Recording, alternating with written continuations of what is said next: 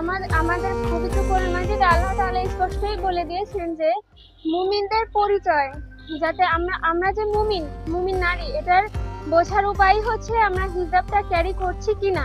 এটা হচ্ছে আমাদের সর্বপ্রথম পরিচয়। আমাদের পরিচয় আমাদের কাছে স্পষ্ট। আল্লাহ তাআলা আমাদের পরিচয় নিজে দিয়ে দিয়েছেন, তাই আমাদের আর এক্সট্রা কোনো পরিচয় দরকার হচ্ছে না। কিন্তু উক্ত যিনি আমাদেরকে কটূক্তি করেছেন, অনুগ্রহপূর্বক আপনার পরিচয়টা স্পষ্ট করবেন। আপনার নাম আহমদ ঠাকুর, আপনি আসলে মুসলমান না হিন্দু? আপনাকে জানাজা দেওয়া হবে না পুরানো হবে, এটা আমরা এখনো জানি না। দয়া করে আমাদের সামনে এটা স্পষ্ট করবেন। আর যে দল থেকে বলা হয়েছে, এটা দল মত সকল কিছুর ঊর্ধ্বে সর্বপ্রথম একজন মুসলমান।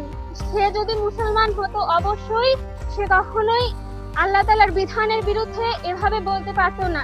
আমরা আজকে এই জায়গা থেকে ইসলামী বিশ্ববিদ্যালয়ের সাধারণ শিক্ষার্থী হিসেবে আমরা এখান থেকে প্রতিবাদ জানাচ্ছি এবং আমাদের সরকারকে অনুগ্রহ করব যেন তার বিরুদ্ধে লিগ্যাল স্টেপ নেওয়া হয়।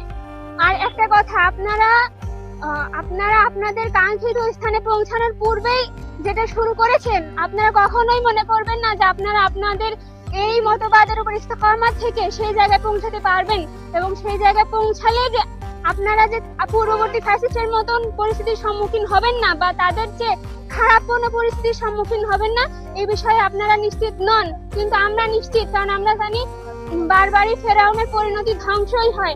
আল্লাহ তাআলা নিজে যা অনিবার্জিত করে দেন। অতএব কথা বলবেন ঠিক আছে, কিন্তু সেটা অবশ্যই আপনার নিজের গণ্ডির মধ্যে বলবেন। যতটুকু আপনার বলার স্বভাব হয় ততটুকুই বলবেন।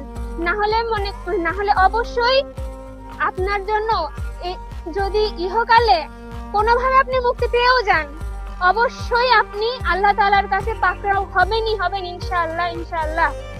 অতএব যদি আপনি ক্ষমা না চান স্পষ্টভাবে, যদি আপনার বক্তব্যের জন্য আপনি দুঃখিত না হন, আপনাকে আমরা আহ্বান করব যে আপনার নাম থেকে যেন আমাদের নবীজির অন্যতম নাম আহমদ নামটি বাদ দেওয়া হয়। কারণ আপনার মতো অপবিত্র মানুষের কোনো অধিকার নেই আমাদের নবীজির নামের মতো সুন্দর নামকে গ্রহণ করার।